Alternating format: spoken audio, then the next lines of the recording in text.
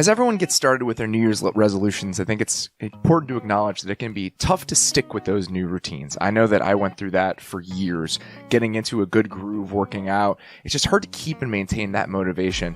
And it was like that until I found Peloton. I got a Peloton bike about 2 years ago in 2020, and it has changed the relationship I have with fitness. I just feel like those instructors, they're almost a part of my day. If I don't work out with Ben Aldis or Jess King or one of them, it's almost like I haven't completed my day in the way that I want to. Their instructors have a variety of different training backgrounds and styles of motivation that work for people of all fitness levels. They can get you moving whether it's with a 10-minute power walk or a 30-minute endurance ride. Peloton offers thousands of on-demand classes available 24/7. That means you can work out whenever and wherever it's convenient for you. I know I often do it on the road. I stay in hotels that have Pelotons in them. That's how dedicated I am to kind of keeping in that routine. Because nothing else gets you moving like a perfect song, Peloton has the best playlists. Whether you're looking for EDM, 90s pop, or something soulful, Peloton has the music to fit your mood. And you don't need to be a super athlete to enjoy Peloton because there are classes of every level. I can tell you when I got started, I certainly wasn't. Whether you exercise daily or you're new to working out, Peloton can help you achieve your fitness goals. Try Peloton risk-free with a 30-day home trial. New members only, not available in remote locations. See additional terms at onepeloton.com/home-trial. onepeloton.com/home-trial. This is the Athletic Football Show.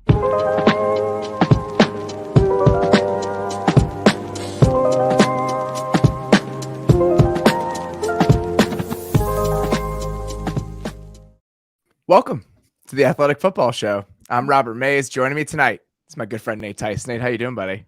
I'm doing well. We're here. Week 18. Week 18. A bow on it. No more you having to list off what happens with playoff situations with wins and losses anymore. We don't have to figure our way throughout. I think that's been a highlight for me the past month is me and you on air. Just both go sorting through playoff situations going, oh, they have to play the Patriots too at home. Like that's been a really fun part of my life the last 6 weeks. Last night, I went out to watch the Chiefs-Raiders game in the first half just because I didn't want to be locked in my basement for 7 hours yesterday and then all day today. It's like, I'm just going to go out and watch the game somewhere. And I was sitting at a bar in Logan Square here by my house. And we were talking about something. They're like, if the Jags lose, are they out? And I was like, oh, no, actually, they can get the wild card if this, and this happen. And it took about like 10 minutes into the conversation. But they were like, why do you know all this? Just like, yeah, because I do. It was deep in my brain for the last couple of weeks here. And listen, all those scenarios, all of those possible permutations, Week 18 did not disappoint. We got a really exciting day that started last night. I mean, the Titans-Jags game was great. Everything you'd want from a potential play-in game. The Titans giving their all. We're going to talk about that game in a bit. Obviously, some of the teams that needed help, like Seattle, got it. Other teams that needed help, like the Steelers, didn't get as much as they were looking for. So there's a lot to dig into right now. But let's start with the game that we just watched. That's a brutal loss for the Packers, man. That really was. Do you want to reverse engineer this memento, going with the fourth down play? So I think the fourth down play is where we start because it was a third down play. It's an unbelievably ballsy call. So they're driving. A couple big decisions in that stretch. To not accept the penalty and get one more play How about that? Was a nice little move by Dan Campbell there in the Lions coaching staff. How about Vrabel and Dan Campbell, the former, just not the players you expect. The meathead brainiacs. I absolutely love it from both of them. That happens, but then they get a holding call. So it goes back to 2nd and 17. Mm-hmm. And on second down, their get right play on that 2nd and 17 is hook and lateral in the biggest moment of the game and the biggest moment of the season. They're playing like they got nothing to lose. And I really appreciate that. Yeah. I was waiting for so many more just fakes and onside kicks. There's enough today where from other teams, but I was expecting even more of that. But no, the hook and lateral was so funny because you could just see it coming. I was like, why is St. Brown kind of shifted? Oh, that's why, because he's two-hand shove pass this like a basketball lateral. So that was a basketball pass, two-hand chest pass. So that was I've seen that play before, actually from Matt LaFleur. Like when didn't they run that against the Rams, or the Rams ran it against him in the red zone, like in the playoffs a few years ago? It might That's have been possible. I don't remember. I was Yeah, at yeah. that game. I don't know why I don't remember that, but Yeah, so there I've seen that play before at Lambeau. So kind of I laughed at it. I was like, hey, I've seen this in this situation. Like maybe not that tight of a situation, but down at this part of the field. So it's kind of funny to see that again. But then the fourth down call was see perfect. more of those, by the way. The Titans one yesterday was A little extreme. that one was a little bit, out Yeah. there. But those plays on 3rd and forever, especially when you're in no man's land. I mean, Yep. obviously, this is a different situation for the Lions. It doesn't matter if they lose the game; they could do anything that they want to. But even in normal down and distance situations, when it's like 3rd and 17 and you need to get back on track, and you're in that no man's land, those pitch plays, I think we should see a few more of them every year than we do.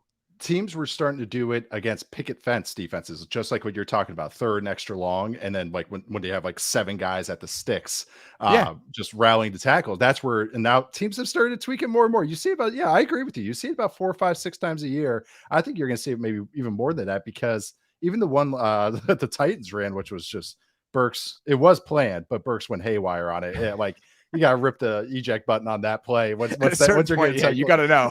I know you have gigantic. He like hook shot of that. And like, I can't believe he got it there. The fact that he got it all the way there was wild. I thought it was gonna be one of those, when guys get spun, especially when you get like smaller quarterbacks, the ball just floats up in the air. It actually had like a nice arc to it.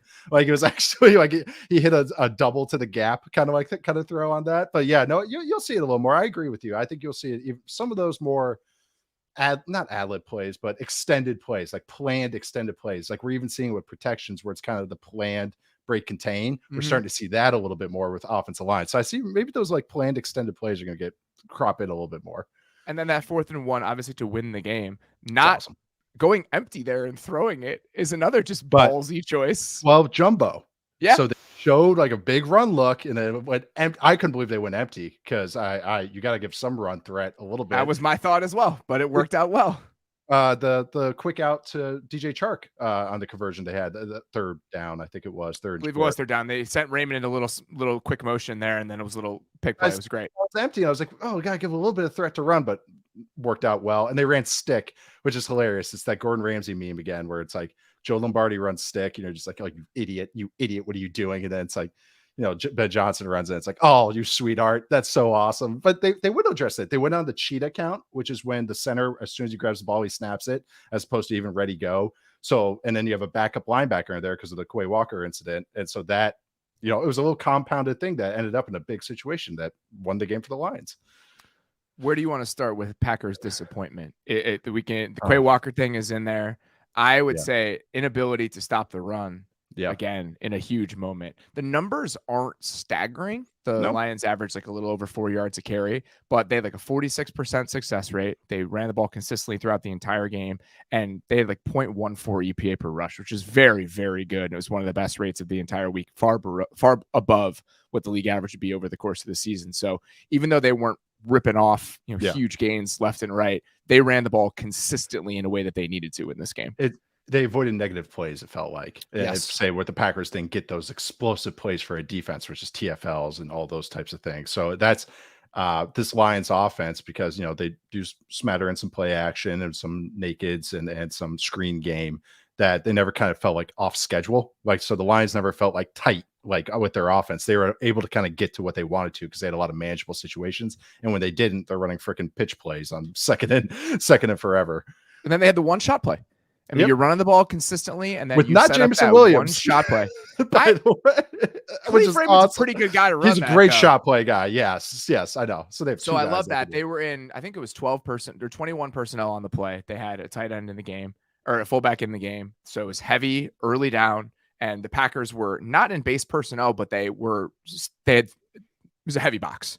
They were in a single high defense, and so Raymond was the number 2 receiver, run straight at the post safety. They're in cover 3, and the tight end of that side, I believe it was Brock Wright, locked down the corner. So all Raymond had was all that space. Awesome. You see that play a lot in the Shanahan offense, but it's from the number 1 receiver running that to the corner, back to the post. So it was a little bit of a tweak on something we've seen a lot against the Packers. Remember George Kittle had that touchdown on Sunday Night Football a few years ago on a similar idea. So they hit that for like their one big explosive pass play. I don't think that the Lions had another completion over like 15 yards in this game.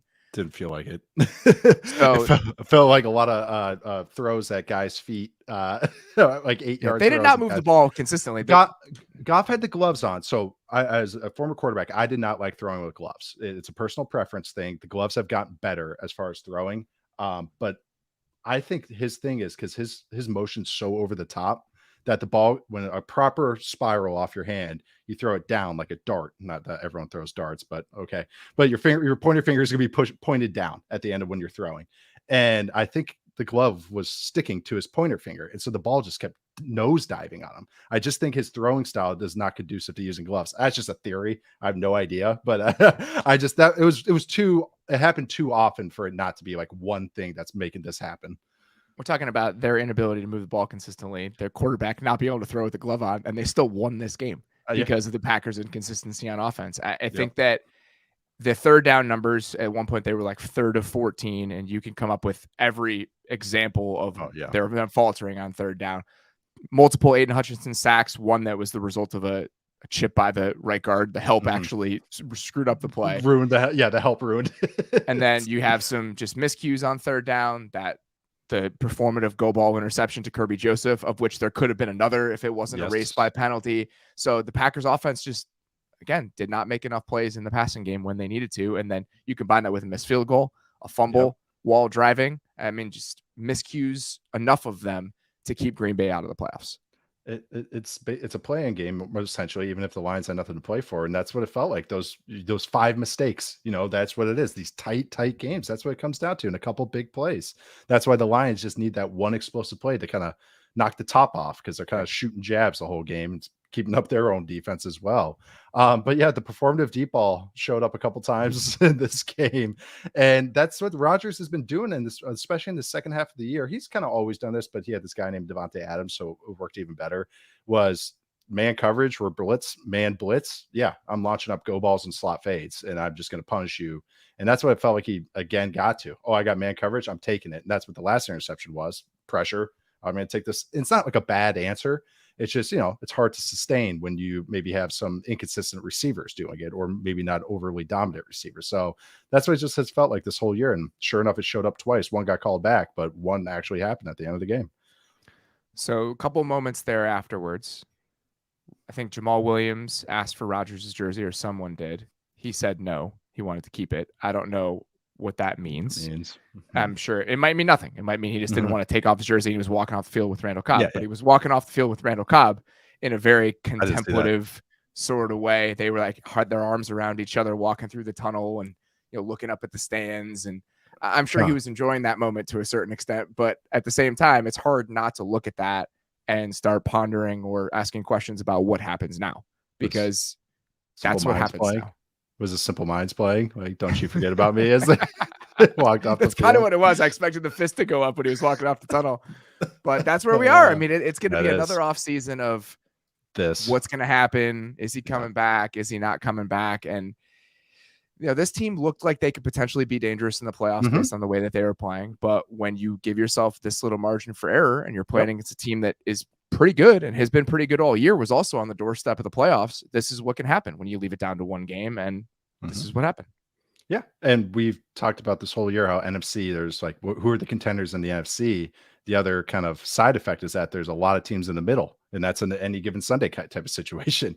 Is if you aren't having the bounces bounce your way, you're not playing consistently, anyone can knock you off, and that's what it's a lot of flawed teams, good and bad, where it's like, oh, we can work on this, or it's like, ooh, this is really getting exposed to these situations. And that's what happens. It comes down to one game, essentially a playing game against a team that you're more or less evenly matched with, and it comes down to a couple plays, and now you're not in the playoffs.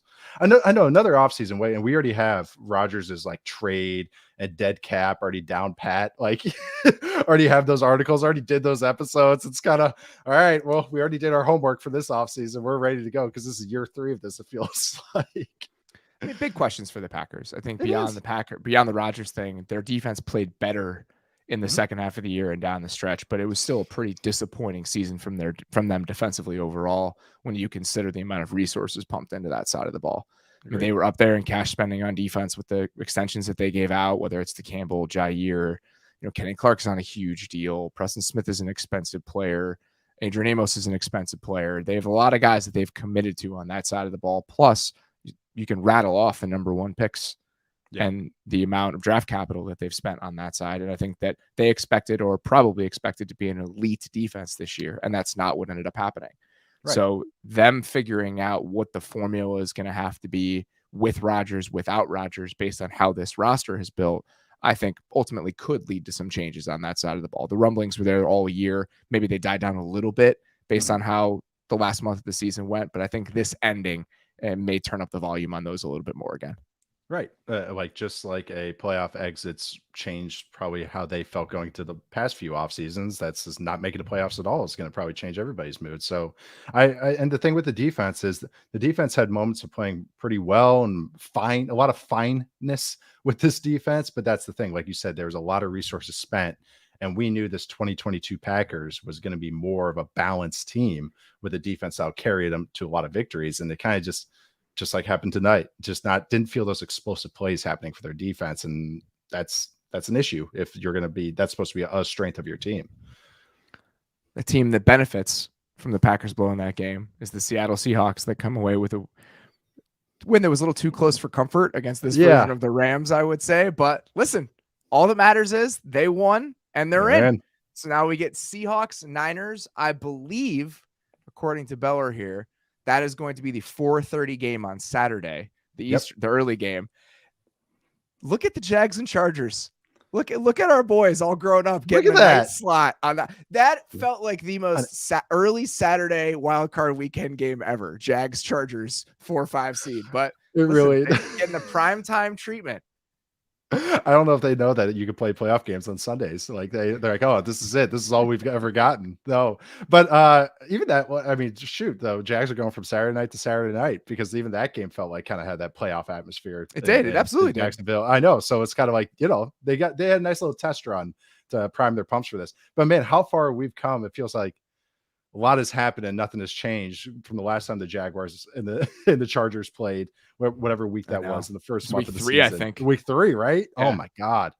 And here we are, week 1. If you told us in the wild card round, hey, both of these teams be playing each other, be like, yeah, I could see that. But there's a lot of moments where it sure didn't feel that way. An ugly win from Seattle. I mean, I think that if I had to stack up the moments that jumped out to me the most, Geno made a bunch of plays with his legs in high leverage spots in this game, beyond the scramble to put them in position to kick the game-winning field goal, which we could talk about whether that penalty was real or not. That play, just to extend it outside the pocket, he did that multiple times today, including on a field goal drive for them. So his ability to extend was a huge part of the way they moved the ball on offense. The Quandre Diggs interception, which again probably should have resulted in a taunting penalty, was a fantastic play. I mean, for him to get to that ball and to hang on to that ball is an unbelievable play from a center field safety. And then the one rifle shot from Geno to Lockett. Geno had a bad pick in this game to Jalen Ramsey. He had a dropped pick 6 that should have gone the other way, but he comes back and he's had as many of those like holy shit throws as anyone in the league, probably not named Josh Allen this year. And that was another example. And again, in totality, it is enough to get them to the playoffs. Yeah. Which is far cry from where I think even the optimists about the Seahawks thought they would be starting. I mean, how many rookies they're relying on. Charles Cross had a fantastic game today. I'm excited to watch him at the end of the year. The 4th and 1 block, he had a pancake on Leonard Floyd on a pass set, which was pretty cool. Leonard Floyd kind of like half jumped, and Charles Cross was like, okay, buried him, which was kind of funny. Held his own all day, but the dropped interception was a wonky play. Like that was because he caught it, like looked back and like that was just like I think it might have hit his knee or he had trouble corralling it. But man, just get the interception first before you're checking around. Yeah, just suck it away and then move on from that. But man, that Lockett touchdown was a beauty. Like you just brought up the over and post combo. Geno can whip in those posts and digs. Like he will stand in there. The scrambling, he had 4 scrambles today. I'm glad you brought that up. All 4 were successul plays for the Seahawks, including a 25-yard gain with the penalty afterwards. And then the Diggs interception was hilarious. I don't know. It's also another reminder that Jalen Ramsey is a really good football player who was playing extremely competitive today. I think going against DK Metcalf really gets him going a little brings bit. the most out of him. Yeah. Yeah. But this was the best the Seahawks pass rushers looked. I'm sure going against the Rams offensive line has a little to do with that. And Baker. And Baker. Oh my God, man. Baker's habits are just so brutal. He wasn't wearing a visor today, and he just looked very human, like he's just like just a guy out there. It's just a guy out there. Exactly. Without the visor, it's like, and he's not wearing number 6 anymore. So it's kind of like all that kind of magic, that luster kind of fell off. But 10 QB hits for the Seahawks today and 5 sacks. So better than not having 10 QB hits and 5 sacks going to the playoffs. And they need it. They need a little juice with their pass rush. Yeah, I think that the big plays they can make in the passing game is the upside for them in the playoffs. And it's the reason that they could potentially give the Niners a problem, just because you do have that. I mean, you have that Geno ability to kind of hit those potential 3 or 4 just holy shit throws that he's done this year. Their offense is absolutely tailed off, but that is obviously, that is still in there for them. And the Niners make you do that. They make you make the holy shit throws. And it's like, all right, it's nice to have a quarterback that's willing to do it. But, again, it's better to have that than maybe not having that with a check down factory, which is what the 49ers want you to be against them. All right. So the playoff field is set now. AFC, Chiefs get the bye. A Chiefs-Bills AFC championship game would be on a neutral field, which we all kind of assumed would happen. Bengals are the 3 seed, Jags at 4. Chargers are the 5, which we will get into. They were always going to be the 5. The Ravens are the 6, and the Dolphins get the 7 seed. We'll talk about that game in a little bit. Bills at Dolphins is a Sunday 1 p.m. Eastern kickoff. Bills are 10-point favorites against Miami. We'll see who plays quarterback for the Dolphins. Bengals are 6-point favorites against the Ravens on Sunday night. Jags against the Chargers, hosting the Chargers. The Chargers are 2.5-point favorites in Jacksonville. And that's the Saturday night game. Go to the NFC. The Eagles sew up, top seed in the NFC, get the first round bye. Niners take care of business. They're the 2. Vikings 3. Bucks are the 4. Cowboys 5, like we always knew. Giants are 6. So those 5 are pretty much what they were coming into the weekend. And then Seattle grabs the 7 seed. The Niners are 9.5-point favorites against the Seahawks on Saturday afternoon. The Vikings are only a field goal favorite against the Giants on Sunday at 4:30. Wow. And then the Cowboys are 3-point favorites at the Bucks. Okay. Monday, I forgot about Monday. Monday night in Tampa, we get Dak Prescott against Tom Brady. That's where we are. I forgot about the Monday game too until it flashed across my screen this week when they started doing the scheduling. I was like, oh, that's right. Because last year it was Cardinals. Yeah. And that was a massacre after the first quarter. So I think I just blocked that game out of my brain completely. A lot of divisional matchups, which is fun. It'll be nice to be able to go rewatch those and have something to work off of, because that's always interesting when you see those teams play for the 3rd time. So absolutely. And then I mean, I think every game in the playoffs this weekend is a rematch. I was wondering that as well. Yes, every single one is. Bills play the Dolphins, obviously, interdivisional. Yep. Bengals, Ravens division. Chargers, Jags is week 3. A lot has changed, but they've still played each other this year. Niners, Seahawks have played each other. Vikings, Giants, it's only been a couple weeks. And Bucks, Cowboys was a season opener. So all of these teams have played each other at some point in the season, even if a couple of them are early season matchups. That's great for me. It really helps the homework out for our Thursday show. So no complaints. But man, some awesome matchups. I'm excited. I'm really, really excited for some of these games. We got a lot of time to talk about them over the next week or so. We're going to take a quick break and then talk about what happened this weekend before we get ahead of ourselves. This podcast is sponsored by Philo. There's nothing better than unwinding and watching a little TV, but not the hassle of finding what to watch on TV or the cost of paying for your crazy cable bill. If you love TV, Philo is your solution. Philo is live and on-demand TV for just $25 a month. If you can't get enough TV, there's no better way to watch. Philo has VH1, BET, A&E, AMC, plus more than 60 other channels like Comedy Central, Nickelodeon, Paramount, and Discovery.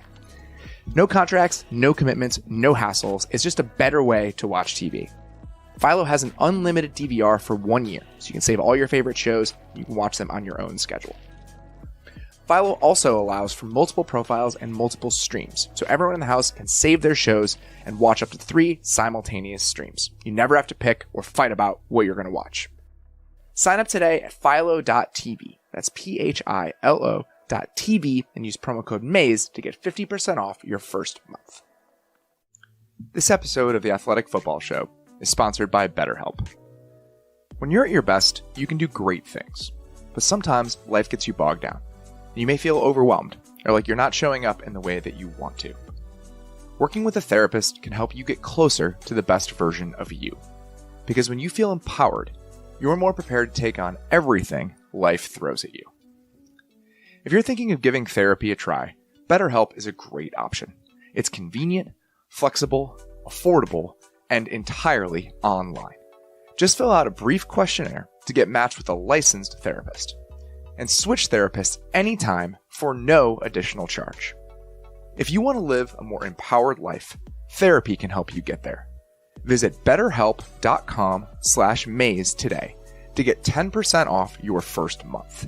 That's BetterHelp, HELP.com/MAYS.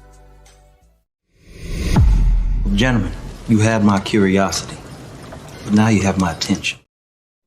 All right, I know it wasn't the prettiest game from them, but the Jags still went from having the number 1 pick in the draft to winning the AFC South and making the playoffs, which is a pretty excellent turnaround. So, Jacksonville Jaguars, you have my attention. It's a great story, and they made enough plays on Saturday. I mean, a couple different things that I think stood out. They stopped the run when they needed to. And I think that was a huge part of what stood out, especially in the second half. The Titans had a 28.2% rushing success rate on the game. League average for the season is like 40%. Negative 0.21 EPA per rush. Both of those would rank dead last in the NFL over the course of the season. And they loaded the box. They had 8 or more in the box on over half of Derrick Henry's carries. And that was enough to slow them down, and just hope that our guys up front, against your offensive line, if you have to throw it, are better. And we don't trust Josh Dobbs to make enough plays. And so the defense came up to do that. And Trevor, I know, missed a couple throws, but he also had a couple big time throws in that game, and they could not run the ball at all. So again, in the aggregate, not a pretty game, but they did enough to win. Yeah, that Titans defense. I mean, that was Denico Autry coming back, and you got Paramo Simmons and friggin' Autry was back, Fulton was back. Oh my I mean, God. they still were struggling at corner because they just don't have the depth there. But a lot of those guys were back. But as opposed to the Titans playing the Eagles, failing at corner, and they have these guys, AJ Brown, Devontae Smith, dunking on you. It's like, the Jags make their living through the middle with Evan Ingram and Christian Kirk and moving Zay Jones around a little bit. That's how they make their living. And then that's why you saw probably a little bit more Marvin Jones this game, because it was like, okay, well, we have to. If you're going to give it to us, well, we might as well take some of these throws. But I agree with what you're saying about with Trevor. He had a couple the missed touchdown throw. I mean, it was pretty bad, but I mean, Troy Aikman was like a heel commentator there, like in wrestling, like, oh my God, just burying it. Any JV quarterback can make that throw. I was like, Jesus, Troy. I think he said you just don't see misses like that in the NFL very often, which, man, Troy was also, he was just destroying Christian Fulton early in the game. Did you hear him? He's like, even when he was healthy, he just wasn't playing very well. And I was like, Jesus, Troy. Holidays are over. Christian Fulton do something to you? It felt unnecessarily harsh. Trevor had Lawrence had a throw, and it was a pretty damn good throw. And Joe Buck was like, man, that Joe Buck was like really praising the throw, and Troy was like, yeah, you got to make those. And he kind of just like was not selling it at all. But no, but it was he had a couple of those. But other than that, like the strip sack the Jags brought some cool pressures. I know the Titans offensive line protection and Josh Dobbs aren't really the top tier in that regard, but it was kind of cool. Some creativity. The one on the strip sack was great because they tricked the Titans protection into sliding forward their guys instead of going 5-0 and blocking the 5 down. So the running back got caught. It's not his fault. I was really surprised on that. Even with the pre-snap look, it felt like that was not the right choice. No, it wasn't. If you look at the play, they had 5 guys down, and then ultimately they dropped Josh Allen off the left end of the defense, and then they brought Jenkins off the right side. So you had 4, because the left guard slid right, you had 4 guys blocking 2 on the right side, and the back was tied up with the linebacker who was blitzing, so just no one touched Jenkins. And Dobbs was totally unaware that he was coming. And that's it. That's a game swinging play. That's it. They poked him. Dobbs had some nice pocket movement. That was kind of surprising. I thought he played just fine. He had like 2 really, really good throws that I was like, those are like legit starter throws. I mean, he played fine. He played winning football, I thought, other than, the strip sack. And at the end, time runs out. That's why he's a backup. The one pick was underthrown. I mean, he tried to make a play into tight coverage, one-on-one. He's been there for 2 weeks. I thought that overall, the Titans played well enough given the They did. circumstances. Like, they played hard. They absolutely could have won that game. They stuck in it the whole time. They didn't run the ball efficiently, but I still think that's the right game plan. Give the ball to Derrick Henry 30 times. Let's see what happens. The one guy on the Titans I came away with just impressed again was Okonkwo. He's great, man. He does everything for them. Yeah. And he's really like the focal point of their passing game last night. And I think he should be. Like, when you watch him play, he's easily their most explosive playmaker. And they're dialing up plays for him. He's more polished than I ever thought he would be, like this early in his career. Like, he was just a great athlete, but he is, I mean, blocking well. Like, him and Hooper are a fun little combo, but also, like you said, like, he's explosive, but he's like, his route running is a lot more polished than I ever thought it would be. I thought he would just be a kind of an Ingram in a little bit, where he's straight line, but or Jonnu Smith. But no, he's breaking guys off. It was pretty good. Also, some great moments as a blocker last night. He got called for holding in a huge moment. There was that 36-yard Henry run where he got dinged for holding. But other than that, he had some nice moments as a blocker too. The Titans were dicing him up early up in that fourth down, the 2 4th down conversions early, because the Jags were going to man coverage. I get it. You're not really scared of the Titans receivers, and so they go man coverage.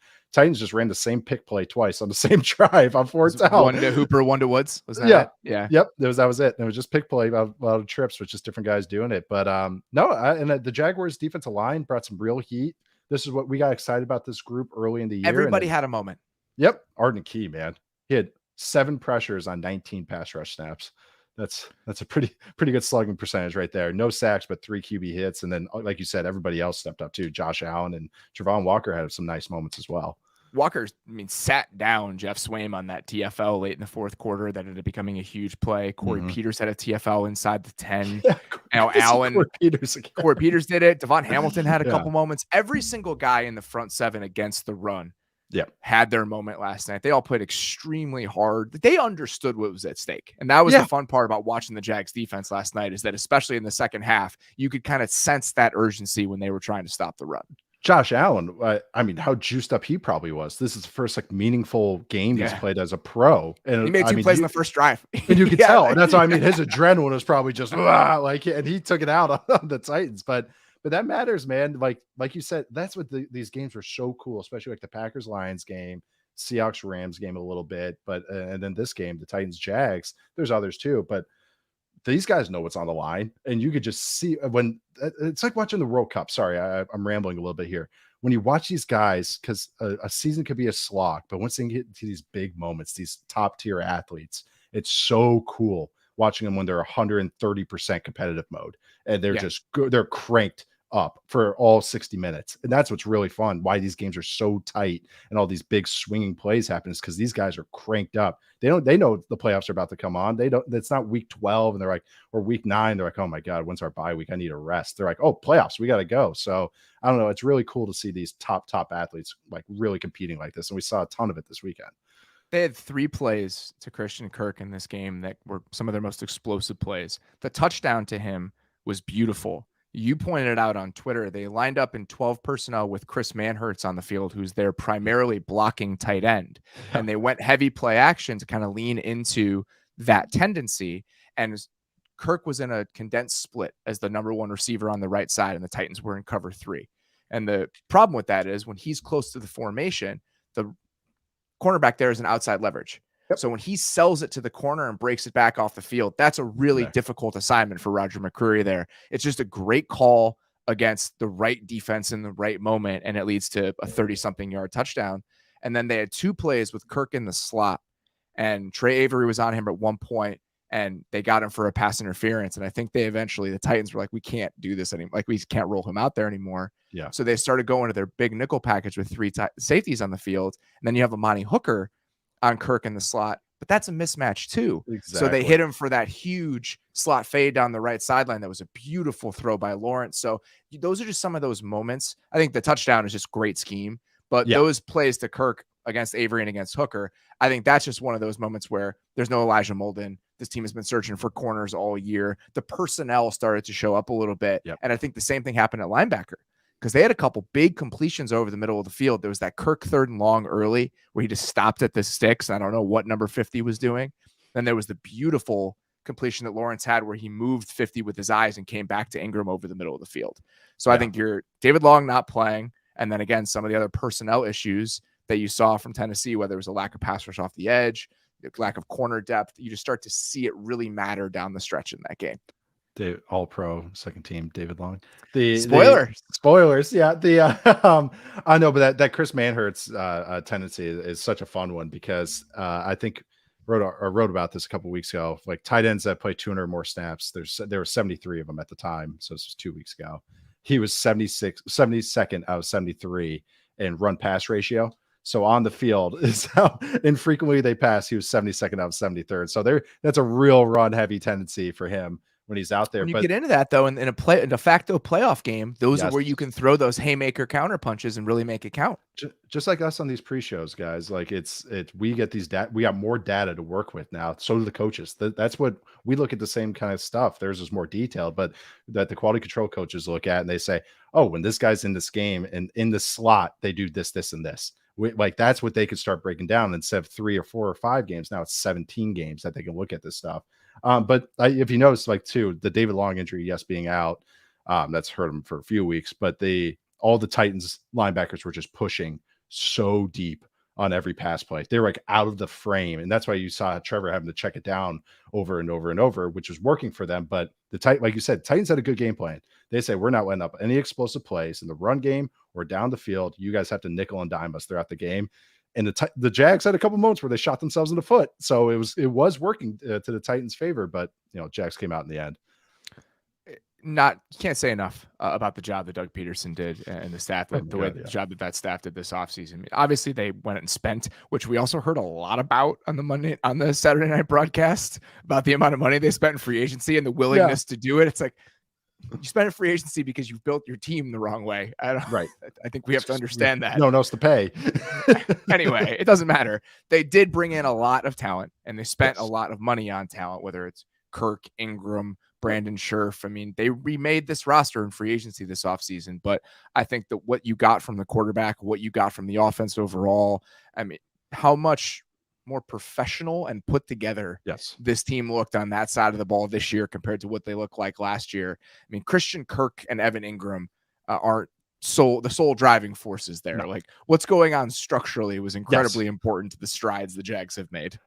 They're getting used perfectly to their skill sets with the quarterback playing exceptionally right now. So it's a pretty good combo for them to kind of have a great breakout years and be worth the penny that they got paid. Yeah. It's not like this is the team that was like 21st in offensive efficiency that stumbled into the playoffs. They were very good on offense throughout the season. Yes. And they shot themselves in the foot in the red zone. That was their main Agnew fumble. They turnovers. Two plays that were 4-point swings. The underthrow to Kirk that should have been a touchdown, but great play by Jeffrey Simmons, which that'll happen. Pressure. So I think you saw for the most part why that team has been really good on offense throughout the season. Kudos to them. I mean, you go from having the number 1 pick to making the playoffs. And I think that for most of the season, watching them on offense, it felt like they were a borderline playoff team that kind of deserved to be in, and they ultimately do it. So congratulations to them. Completely deserved based on the season that they had. All right. Next one here. The Chicago Bears. You have my attention. I'm excited. Number 1 pick. Will you try not to jinx it all day? I didn't hear a peep from you for hours. The 4th and 12 that Davis Mills hit. I didn't watch the game really because Sunday ticket was broken. Just a Viking funeral to Sunday ticket. I made the joke earlier today. It died as it lived. Just not working. I truly appreciate my last weekend with DirecTV, the fact that my Sunday ticket didn't work. So I had 2 weird streams going on. I couldn't put all the games I wanted. So Texans Colts, I was watching through Twitter and Red Zone.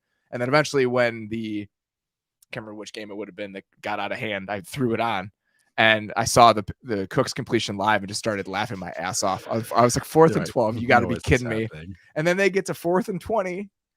And he throws a Hail Mary after a sack, and it goes through. I think it was Rodney Thomas, your guy that you were talking about on the All Pro show that was coming out. I was not naming him an All Pro, by the way. It was it was one of those the kiss of death where it's like, oh yeah, Rodney Thomas, he was a nice player for them this year. He had some moments, and then ball goes right through his hands. Jordan Akins catches the touchdown. I did like freak out when they got the 2-point. That I openly celebrated when they got the 2-point. And there we go. Lovie Smith on his way out the door does the Bears a huge solid and gets them the number 1 pick in the draft. amazing. And then there's a video going around on Twitter. Circa, the casino here, has a survivor pool. You pick a game each week, and for the winner. And I think there's 3 teams left, or 3 guys left, and one guy had the Colts. And the video is him on the 4th and 12 and the 4th and 20, and then the 2-point game being completed, and you can actually see his soul leaving his body as they're happening. And I'm not a big cringe humor guy, but watching it, it's like, oh man, because we've been there, but not maybe for $2 million. Have we not been there? But that's unbelievable. That's it's quite the worst video. beat you can. Oh my god, that's terrible. And you usually hear him talking after the 4th and 20. He's like, I thought he was going to get a sack there. He's like breaking down the play because he's shell shocked. He just like couldn't. He's like, didn't they have the sack? Like they couldn't bat that ball down. Like what happened there? And it was just, we've all been there. We've all been there, but maybe not that extreme. So now the Bears have the number 1 pick. Well, yeah, I mixed feelings about that, but I think ultimately the tank was well orchestrated and they got where they wanted to go. $130 million in cap space. They have the number 1 pick. Everyone today has been like, what do you want them to do with it? I was like, I don't know, guys. It's January 9th.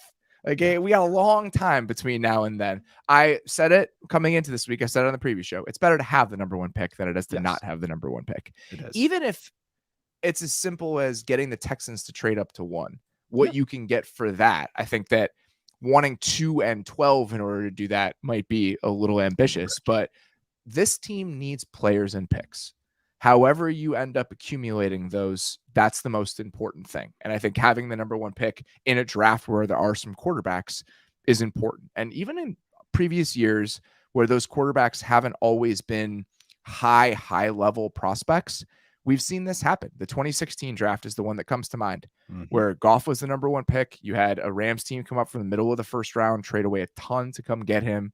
And I think you have some other teams, even outside of Houston, whether it's the Colts, the Raiders, the Panthers, some of these teams that could potentially need quarterbacks. I think that number 1 pick should be open for business is the way that this should be handled. And that is a good thing.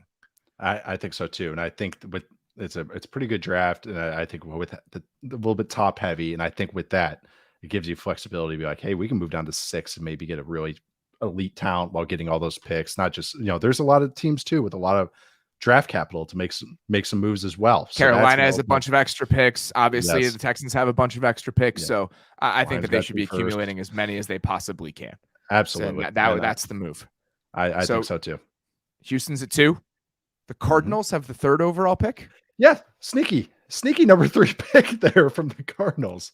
And that Colts loss, potentially big for them, gets them to the 4th overall pick.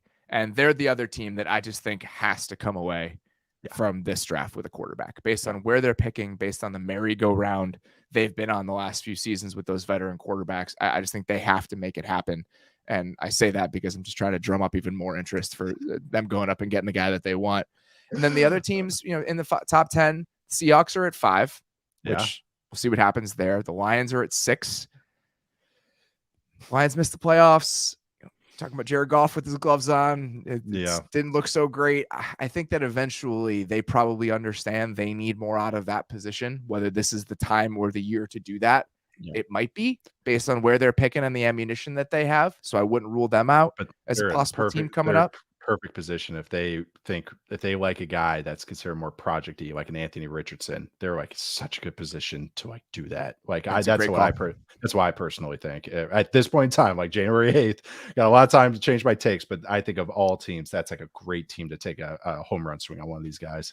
We talk about this all the time. When you're a team that isn't bottoming out, but you don't have your quarterback of the future, your pathways to getting that guy are cut off. I think it's overstated how important that always is, but this is their best shot if they're going to continue to be competitive. You have a 6th overall pick, you have the 18th overall pick.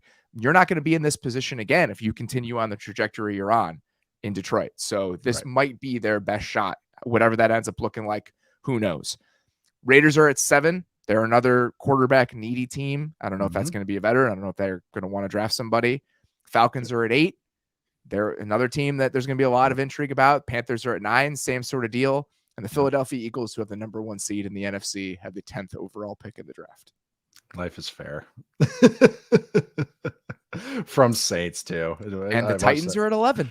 Yeah. So the Titans went from being a team that I think everyone expected to be in the playoffs and picking in the 20s for most of the season to now being a team that couldn't play their third round rookie in a de facto playoff game because they didn't think he was ready, and have Ryan Tannehill on a $35 million cap hit next year where they can save half of that if they move on from him. So I think that they're now in striking distance to potentially go get a quarterback when they find a general manager and they figure out what the next 3 or 4 steps looks like. So we're going to have a lot of time though to chat about the draft and about the draft order and what teams may do there. So one more thing before we get to some teams that kind of disappointed a little bit today. The favorites, the contenders for the most part. You guys have my attention. You guys took care of business this weekend. You did, what I wanted to see, right? Right.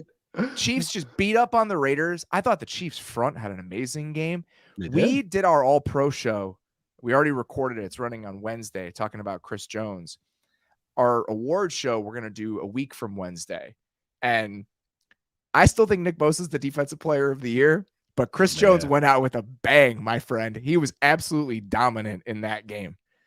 The Chiefs defense has they've turned it on for whatever, like, oh God, where was it? I had a nice little stat with them I'll talk about, but their defense since their bye week has really cranked out. Oh, since their bye week in week 8, they're 4th in success rate going in today, and 12th in EPA per play. So they're in their 10th against the pass by DVOA. They're cranking it up a little bit in playoff time. And that pass rush, Carl Office is whipping out the Ronaldo celebration out of nowhere. Didn't know I know he's the Greek freak and everything. Didn't know he had that, and wasn't expecting it from him. You know, sometimes you see some of these celebrations like, that's not who I pictured doing the Ronaldo, but there we go. But no, I think that the Kadarius Toney, they're really, they're kind of dripping in some Kadarius Toney. Blake Bell's back out there. Yeah, I think they played with their food a few weeks for the past few weeks, but then watching them against the Raiders, it was like, man, they're doing like freaking like merry-go-round formation. Yeah, while also playing with their food and doing while playing with their ring food. Around the Rosie in the red zone. Must be fun just to win that many games while being able to play football that way. So Chris Jones in this game, okay, 11 pressures on 37 pass rush snaps, 2.5 sacks, 2 TFLs, 6 quarterback hits. 6 quarterback hits. The right guard can block him all day. It's a tough day for Alex Bars. Tough day. It was really tough. I was watching with my dad. He felt bad for him too. There's nothing you can do. This guy was bounced around. He was on the Bears last year. He's been a journeyman kind of end of the roster guy. You're going against a legit defensive player of the year candidate who was playing with his hair on fire yesterday. Yeah, I know. It was one of those, our discussion about him last week. I know we're spoiling our all pro show left and right here, but like we're talking about him, and as you kind of like break down his stats and you watch him, you're like, this guy's fucking awesome. Like he's unbelievable. We say, I'll use the term again, the closer. It's like when it's nut cut time, he's going to crank it up, and he does it over and over, especially when he has a mismatch like he did on Saturday. 4 run stops in the game too. Just a ridiculous game from him on Saturday. All right, the Eagles take care of business. Not the prettiest game in the world, but I think that Jalen Hurts is probably not back to 100%. No. Based on the quotes after the game, they kind of alluded to that a little bit. Now you get your bye week. It was all about just getting the bye, getting to rest everybody, shut everybody down for a week. They get there. A fantastic season from Philadelphia. Another couple ridiculous Devontae Smith plays. The hat he was wearing was unbelievable in the locker room. So some great moments from him. AJ Brown broke the Eagles single season receiving record today. So capping off a very good season for Philadelphia. Bengals take care of the Ravens. Yep. Joe Mixon with the coin flip celebration, which I really appreciated. Pulled it out of the sock. Literally, like he did the Joe Horn cell phone out of the sock. Joe Horn was under the thing. It was Sharpie. No, Sharpie. Joe Horn was T.O. was the Sharpie. Joe Horn was the cell phone. The cell phone was under the pad. In the pad, but T.O. had the Sharpie in the sock. Sharpie in the sock. Dang it. So he's going to get fined for that, but apparently Chad Johnson. Yes, he's going to get fined for that. Apparently Chad Johnson offered to pay the fine, which is very noble of him. I saw that Mixon paid a trainer $100 for the quarter, which maybe isn't the greatest financial planning, but good for that trainer. Week of the trainers. I mean, it really was. And then I think my favorite moment from that game, afterwards, they were talking to Burrow about the championship window, and he said, the championship window is the length of my career. As he has the Mitch Hedberg sunglasses on. That guy is, I can understand the amount of confidence permeating that Bengals building every single day because he has it and it is earned. He must have a box of cigars in his locker too. Just like he has them tallied off for each type of win. You know, like when people get married, they have a bottle of wine saved for it or champagne, or like he has cigars, which each win. Okay, division victory. Okay, I got this one. So each playoff win, he's gonna have a cigar for that. His pocket movement today was outstanding. Oh yeah, absolutely. Oh my god, yeah, he looked good today. O-line got a little banged up, and it was like T. Higgins went down for a sec. That's a rough moment. Losing Alex Kappa in this game that's a tough one. Just want these guys healthy, man. Like I know, because this AFC playoff slate, especially, it's like there could be so many just awesome matchups. So I just want like these guys fully stocked. Like on the flip side, I want Lamar to be playing in the playoffs as well because I want these teams, fully operational. So the Chiefs are the Super Bowl favorite at plus 300. The Eagles are plus 600. The Bengals are plus 800. They have the 5th best odds. The Niners, who beat up on the Cardinals today, are plus 600. They're tied for the 3rd best odds. They just continue to roll. Elijah Mitchell came back today. 5 carries, 55 yards, 2 touchdowns. Nice little guy just to sprinkle back into your offense. All week I was getting like kind of notifications about it, like, oh, Eli Mitchell practice and everything. He looks like he's going to play this weekend. And it's like, oh, okay, that's cool. I'll probably give him like 5 reps, much less what he did today. Like, I think he even got Scott Hansen. He's like, oh, that's CMC. Oh, that's Eli Mitchell. Eli Mitchell scoring a touchdown too, because you just need more guys that can run 4-4 flats and take any carry to the house. Like that's exactly what this offense needs. That CMC route, did you see it? The one, yeah. Oh my god, they're running stutter. So the route is it's called a stutter comeback. So about 10 yards, you stutter, like you're going to stop at that point because that's usually a breaking point for routes on the outside.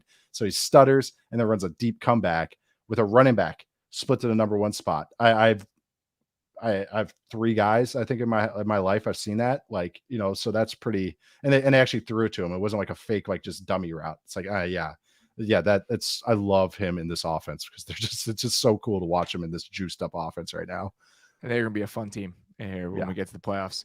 Vikings knock off the Bears. Thankfully, they're the 3 seed in the NFC. So congratulations to the Minnesota Vikings. And then the last team I want to talk about this a little bit more in depth. The Bills beat the Patriots, and after the week that the Bills had, that moment for them to return the opening kickoff for a touchdown, amazing. And Josh Allen's reaction on the sideline, he was just overwhelmed, and he was so emotional afterwards when they asked him about it. For that stadium, for that team to have that moment, and Damar Hamlin is watching, that was really special. Like that was just one of those things that I think everyone there will probably remember for a really, really long time. And this team had 1 practice, and they played against the Patriots team that has a really good defense, an offense that I actually thought played okay today. We'll talk about that in a second. And they took care of business. And I just think to be able to even come out and put together a coherent game based on everything that they've been through over the last week is pretty damn impressive. Yep. I think Josh Allen called it spiritual, which I thought was really, really cool. I really did. I like that, how that phrase right there, because it felt just, it was an overwhelming experience. I've seen some Bills kind of like bloggers tweeting about it, how they just like didn't know what to do with their hands. Like they said, that was my worst high five I've ever given because they're just so overwhelmed in the stands trying to high five people, like, because that was cool. It was unbelievable. And I mean, for us, we got Naeem Hines to do it as well, which is just it's a nice, like, hey, that's great. Athletic as well. Football Show All-Star having his moment.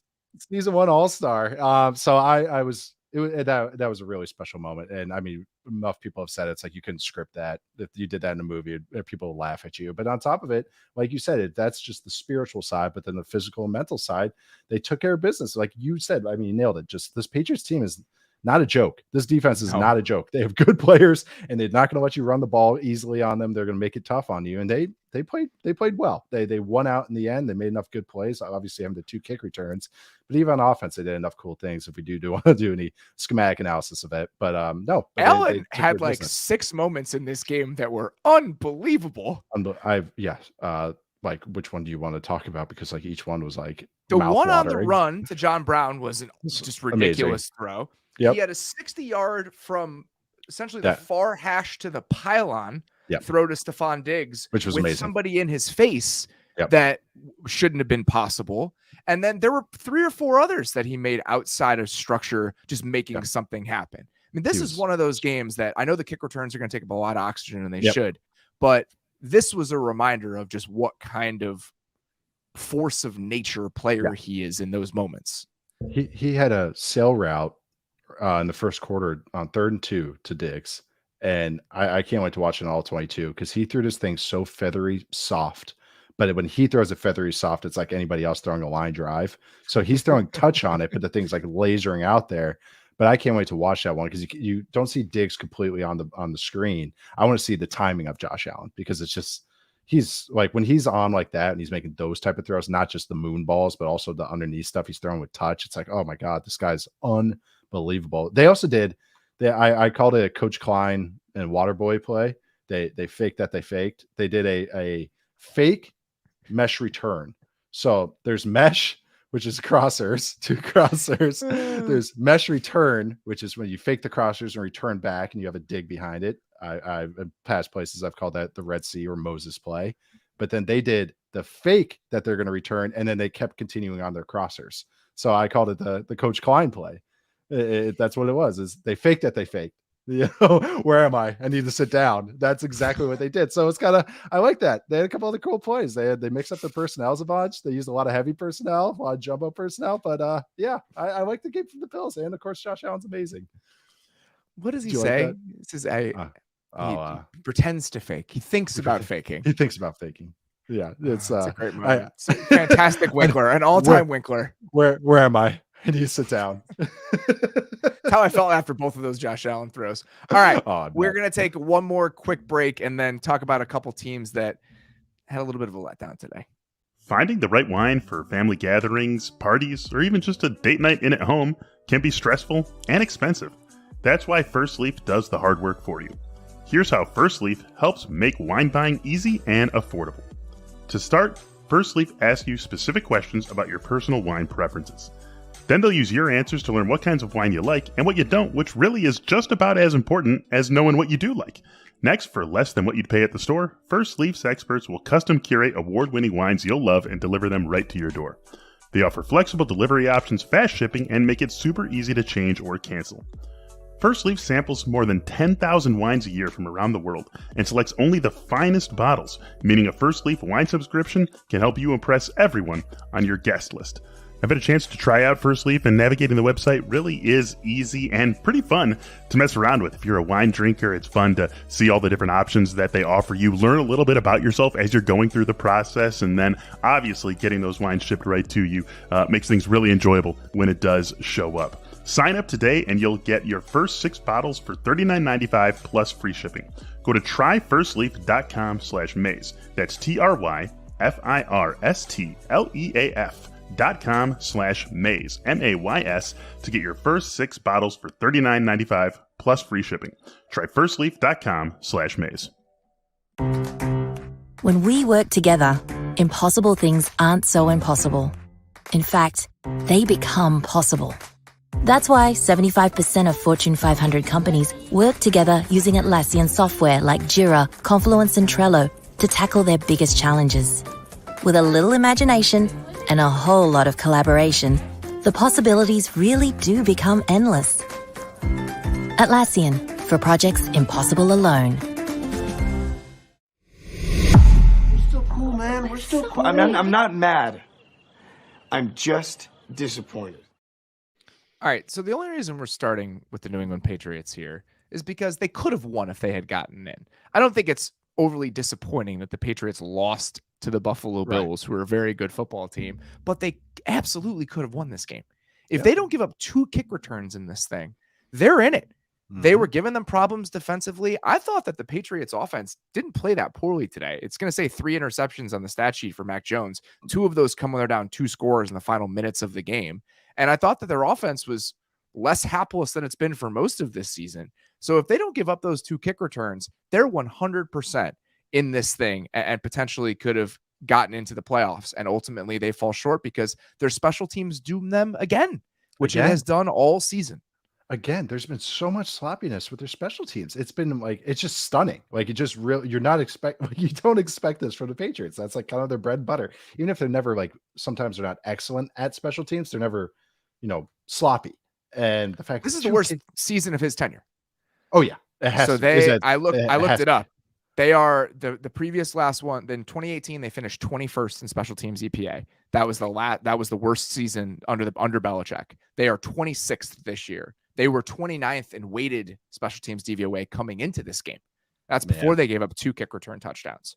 So it is going to be the worst season of the Belichick tenure on special teams. Over the last decade, the only team with a better special teams EPA combined than the Patriots is Baltimore, with John Harbaugh and with Justin Tucker. Over the entirety of Belichick's tenure in New England, they are number 1 by a wide margin in total special teams DVOA.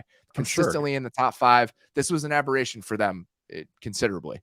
And that's the thing. It's not just kick return. So today it was kick return. That their kick return was terrible. They had the moments against the Raiders a few weeks ago, and their punt unit has sloppy moments where they're mishandling the snap cadence.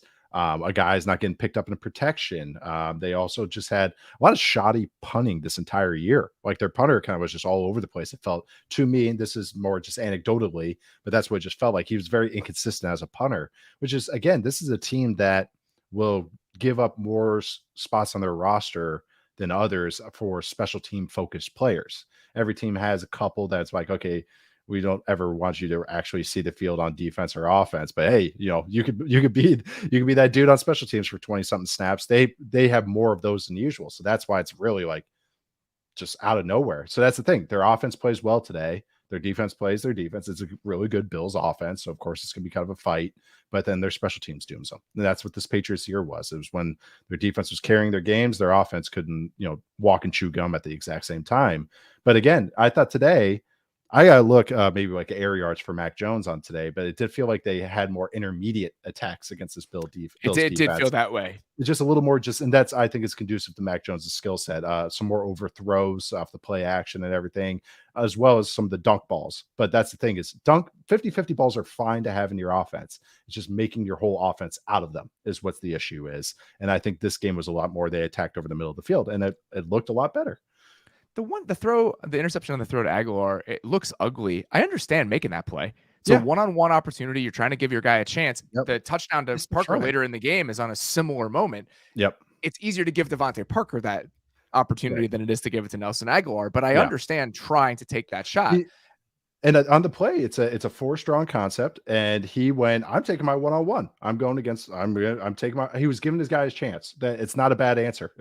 But like you said, you want maybe like, Jamar Chase or T. Higgins or Mike Williams maybe as that one-on-one guy. Aguilar did have one of those this year, though. Yeah, he had one, and it was one of those I didn't know he knew how to do that moments. So there is some history of him doing that this season. But the Parker one, he's done it multiple times, including the dunk touchdown today. Which was great. I am fascinated by what they are going to do this offseason.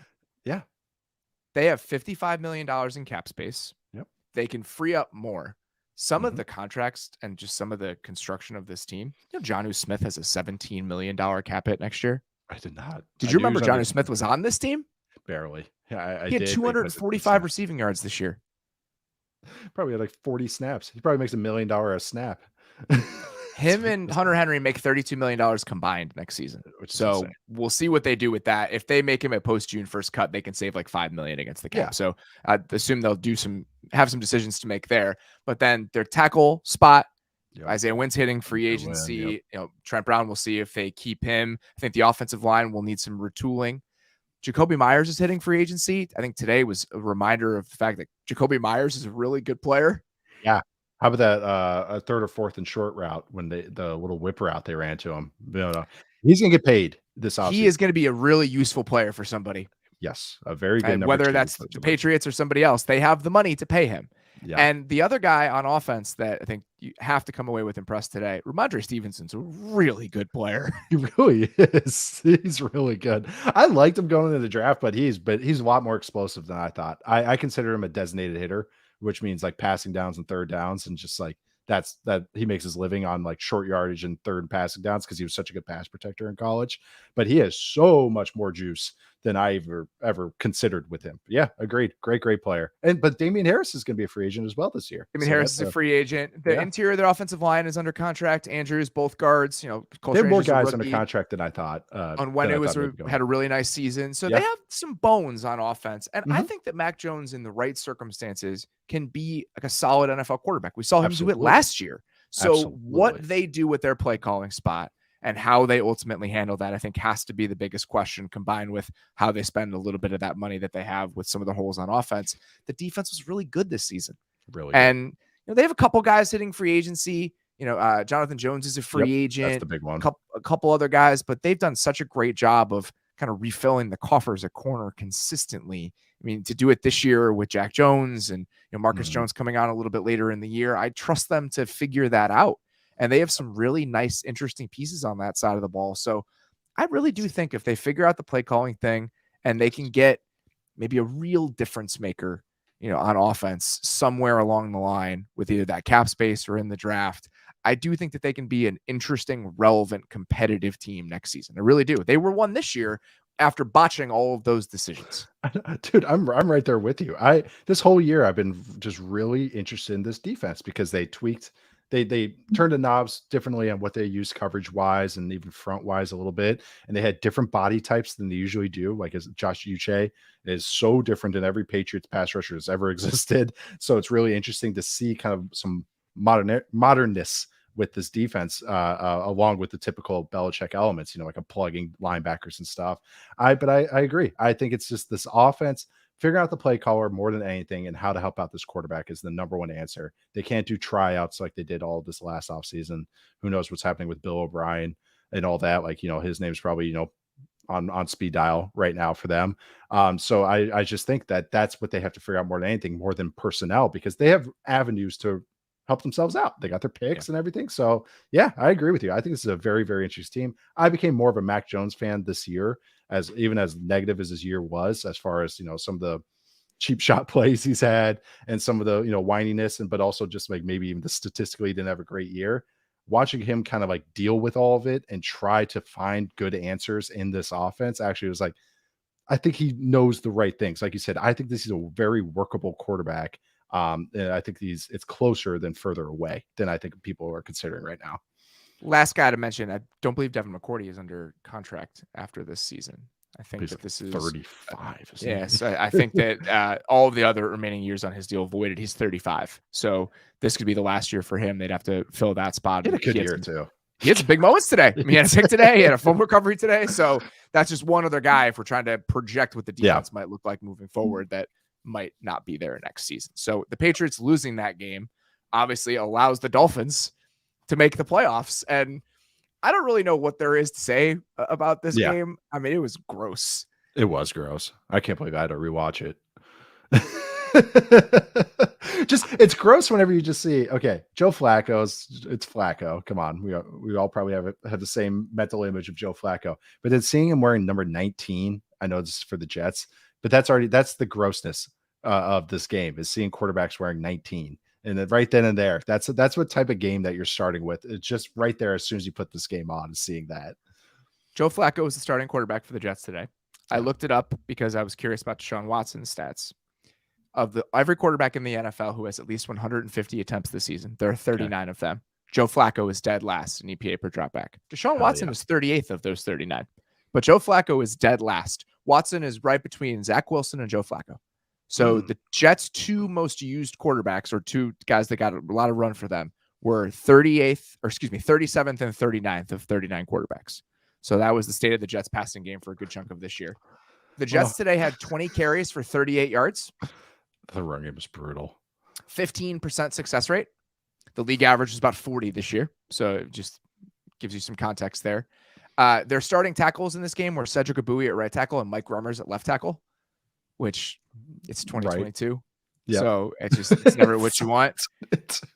That's just the state of their offense. By the end of the season, that was the state of their offense. And Garrett Wilson had nice moments today, but that's kind of where we were. Like, Garrett Wilson bail me out every once in a while is kind of where the Jets had arrived on offense. So I don't know what the Jets do this offseason. I don't know which route they take at quarterback. Robert Saleh, after this game, was not very committal about Mike LaFleur coming back. A reporter asked him directly, and he was not willing to say that that's going to happen. So kind of feels like all options and avenues might be on the table for the Jets. Yep. That's what it feels like. Like quarterback, especially. They could go so many different paths, and I could totally understand why they do so. And I think they have a workable cap situation. I think, they can make some cuts and everything. Their defense, again, is a strength. That's when you watch this team, it's like, of course it is. And you watch this offense, and it's just like, the Dolphins defense is fine, but it's not a defense that you should look like this on offense, even with starting Joe Flacco quarterback. I did like that they knew where their bread was buttered with Garrett Wilson. Garrett Wilson, according to Next Gen Stats, had the fourth highest target rate in the game since 2016.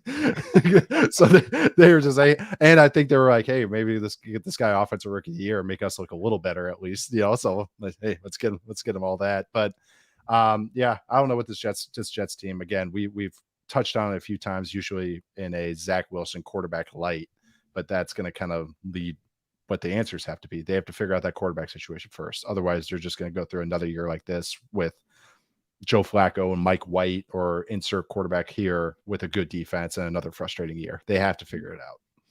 They have the financial flexibility, like you alluded to go get somebody, whether it's Jimmy Garoppolo, whether it's Derek Carr. I have no idea what they want to do. I have no idea what they think is the best plan for them, but there are a lot of options on the table with the resources that the Jets have. Talking about figuring out quarterback situations, the Dolphins are going to have to figure out theirs, because they are in the playoffs and they made enough plays today. They had a one shot to Durham Smythe, one shot to Mike Gesicki. They had a really nice drive running the ball in the third quarter, coming out their first drive of the third quarter. They had a 4th and 5 pitch to Jeff Wilson that got them into field goal range to kick a field goal. I mean, if Quincy Williams doesn't get a borderline horse collar call in this game in the fourth quarter, the Dolphins might not win, but they do. So now it becomes a question of, are we going to see this version of the Dolphins against the Bills, or are we going to see the version of the Dolphins that pushed the Bills to the limit a couple weeks ago in Buffalo with Tua at quarterback? And understandably, Mike McDaniel was very non-committal about what that was going to look like, because he has to be. He has no idea what's going to happen. Obviously, everything that's happened with Tua this season, I think there's probably some real hesitance to play him at all, let alone before he's completely ready. So that's going to be the huge question. And I have to assume, with the line in that game being, I think it was 10, as it stands right now, they're probably assuming that Tua is not going to play. And that's going to be a tough road for Miami if they're starting Skylar Thompson again. Right. Oh man. And especially against that Jets defense, they only got sacked once, but and no interceptions, but it was like 6 TFLs, 9 QB hits, 4 passes deflected. It was tough sledding. The tweak. I mean, Mike McDaniel's not, he knows what Skylar Thompson is. I thought it was interesting. They were under center 19 times today. 18 of them were runs, designed runs. They didn't even do play actions or anything off of it. They did one drop back off of it. I wasn't sure if it was a play action, but it is kind of funny watching what for this whole season's been this kind of spready, some condensed formation, but shotgun heavy, pistol heavy, motion heavy, still 21 personnel. And then today it was I formation, power formation, like king over. Like, I thought that was kind of like just a funny bit. That's what they've leaned They ran the ball well. They did. And that's been this past month. Well. I keep using the phrase church and state, but once that Bills game, the second half of the Chargers game, ever since then, they've been adding this element to their offense of straight running the ball, which is like, oh yeah, Mike McDaniel's a Kyle Shanahan guy. So it's like, they have that. And every time they've had to do it, they've done it, like this last month. So I know that's why if they can get Tua back and get some of that RPO-ness to their offense again, it's like, along with the just designed runs, it's like, okay, they can at least be interesting as opposed to what it was today.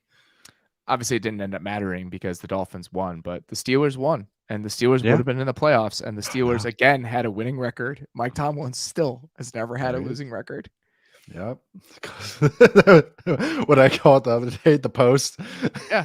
I mean, that's what it was. And that's what it was. And it's West Side Story. It was whatever the second half of the Browns season on offense was, not the type of work we usually see from Steven Spielberg. I said it earlier. Deshaun Watson was second to last in the NFL among quarterbacks with 150 dropbacks and EPA per dropback. I get a lot of people responded when I tweeted this out earlier. he didn't play for 2 years, all that. Sure. Their offense was one of the worst passing offenses in the league over the second half of the season. He made $1 million in base salary this year. I believe he has a $50 million cap hit next year. Yes. So based on everything that the Browns traded for him and based on what they're going to pay him over the next few years, in order to recoup any value on that deal, they need him to be one of the best players in the league, full stop. Yep. So there's a long way to go before he is one of the best players in the league based on the way that he played over the second half of the season. Jacoby Brissett played more like what Deshaun Watson's contract is. 10th. Than what Deshaun was, yeah. Jacoby Brissett was 10th in EPA. I was going to say, yeah, he was top. Okay. I was going to say top 12. So 10th. And they were winning games with him. And you don't get that type of $200 million plus fully guaranteed deal to knock off some rust. Yes, there's going to be some rust, like you said, playing for 2 years, but it's like, hey, you get a lot of money to not have that rust. You're the quarterback. You're not the right guard. You're not the D end. You're the quarterback. You have to hit the ground running. So that's how he's played. I mean, that first game back against the Texans, he missed about half dozen throws. I know that was his first game back, but it was ugly. And it was like, Jacoby could do this. And that's happened week in, week out. He has a couple flash throws, but there's just a lot of inconsistencies to his game, but they can't have that from going on forward because, like you said, that contract is really going to start ramping up really soon. Based on the way that it was structured, this was the year where it was going to be cheap for them against the cap. His cap hit next year is $55 million. So it's knocking off rust, getting back into the flow, whatever it ends up being. This is the year where it was going to be cheap, and now it is going to be very, very expensive. So yes, we'll see what happens with that trade, but so far it was not a good start. All right, one more here. The number 5 seeds in each conference. Yes, I'm a little disappointed in both of you for some different reasons. I would love an explanation on what the Chargers were doing in this game. So Mike Williams plays for most of the game, hurts his back, is carted off the field. Our Daniel Popper at The Athletic said he had to be helped to the team bus because he couldn't do it himself. Jeremy Fowler from ESPN reported that it's a minor injury, that he'll be fine. Still, a guy that's dealt with back issues that's been hurt this entire season. You've seen what your offense is without him. It's a terrible way to get to the playoffs. Joey Bosa left the game early. He was limped off the field. Justin Herbert was taking shots. I know that when they had to declare their inactives, the 5 seed was still on the table, but it still feels like there was a better solution to this than the one that they landed on. I know. I thought you would treat the game almost like a first or second preseason game of the which their guys don't play. Right. But funny. Yeah, actually, but a traditional team that, hey, run them out through the first quarter, let them get going. I understand maybe keeping the guys going, especially if they're working back from injury. We need some reps and everything, but it didn't make sense to me. Like, even at the end, okay, so this game, okay, we're going to be competitive. We're going to play our starters. We're going to let our starting quarterback take out more shots to the ribs, even though we got brutalized for that early in the year. At the end of the game, they don't take the timeouts and they could see the game when they could burn, they could take timeouts to try and get the ball back. I think this was a 1-score game. So it was like, what was your attitude going into this game? We're winning it hell or high water and we're competing. Like, I didn't understand it at all. This Chargers team dances with the injury devil every single year. Why are you tempting fate like that? Like, with a roster that we know, everybody knows is injury riddled. That's why the Chargers are so hot and cold. Why tempt it like that? It just seemed like unnecessarily risky. He was asked about it afterwards. Like, listen, you can only dress 48 guys, and just do it. It just feels like an unnecessary risk based on everything that they've dealt with all season. And then the other 5 seed in the NFC, the Cowboys got destroyed today by Washington. Dak had, I believe, by EPA per dropback, the 4th worst game of his career. It looked like it. And I understand that they really had nothing to gain, and that probably affects it to some degree. But I don't know how you can watch the way that they played today. They couldn't run the ball. They averaged negative 0.33 yards before contact on their runs today. Man, they're going through like an O-line shuffling right now because that's part of the problem. Jason Peters and stuff, but it's not not exactly where you want to be feeling some question marks as you're at this point of the season. You wanted to see some positivity coming from those reshuffled offensive line going to this. They played like zombies today. I mean, they really did. Like that's it like just had bad vibes throughout the whole game. They picked it up like going into the half. I think it was they had a touchdown, and it was like they cranked it up a little bit, but they just weren't even there. It felt like they were so checked out in this game. The offensive line is going through a shuffle. I believe Tyler Biadasz again did not play today, so he's a high ankle. I thought it was a normal ankle. Yeah. So we'll see if he's back, because that causes the shuffling, because they have McGovern play Williams. Sorry, I thought the Connors. Yeah, it's losing my mind. They have a different center, and because they moved their left guard to center, they moved Tyler Smith to left guard, and then Jason Peters played left tackle for them today. So you have 3 new guys in new spots because your one center gets hurt. And I think that is the biggest concern. But they're also banged up on defense, and they're still struggling to find that other cornerback spot. I'm a little bit worried. I know that they didn't have anything to gain because the Eagles won today, but based on the way that they played, based on the way that they've looked, and some of those underlying issues, I'm concerned. They are 3-point favorites against the Bucs. I do not think the Bucs are a good team, but the way that the Cowboys have played recently, I think is a little bit cause for worry. They've managed to have kind of some lulls in some of their games, like the Giants Thanksgiving game, and then they crank it back up. But that's the thing; they were fairly healthy then, and now it's a totally different. It's like a revamped team right now that we're hitting in January. Last year, they throttled the Eagles in week 18. Remember that was like 51 something. It was like 51-26. And then they laid an egg to the 49ers in the next round and the wild card round. So maybe they're trying to like reverse jinx it. They're like that. They played so crap that they have to crank up their practices this week. That's my only theory as well. But no, it wasn't. They just had weird vibes today. And it's not when you want to have weird vibes. We'll have a lot of time to talk about that game, what it's going to look like against the Bucs. We're going to do a 2-part wild card preview later this week. We're going to have an AFC show. We're going to have an NFC show. Both of those will be coming your way in the normal timing of our preview shows. We're going to have 2 instead of 1. So that's very exciting. We're going to have a Saturday and Sunday recap show live next weekend. So be on the lookout for that. In the short term, I know we really didn't talk about Lovie Smith getting fired by the Texans tonight. We're going to do that tomorrow with Mike Sando. We're going to talk about Black Monday, some of the coaching news that rolls out over the course of the day tomorrow. So please come check that out. That should be available as a podcast tomorrow evening, overnight. So that'll be available to you. And then we're going to talk about some coaching candidates on Tuesday. Me and Connor Orr from Sports Illustrated, who does a fantastic job keeping tabs on that. He writes about it consistently throughout the year, some of the candidates, why they're sought after guys. So we're going to talk about that with him on Tuesday. And then we have a 2-part all-pro episode with me and you coming out on Wednesday, offense and defense. So we're going to have like 7 pods coming to you guys this week. So we're making up for lost time a little bit last week. So please be on the lookout for all of that. In the meantime, please subscribe to our YouTube channel. You can do that in the description of this podcast. If you're watching this, give us a like. Give us a subscription. If you are not subscribed to it and you're here in the live stream right now, please subscribe to The Athletic. TheAthletic.com/football show is where you can do that. We'll be back tomorrow with Sando talking about some of the coaching moves. Until then, appreciate you guys listening. We'll talk to you soon.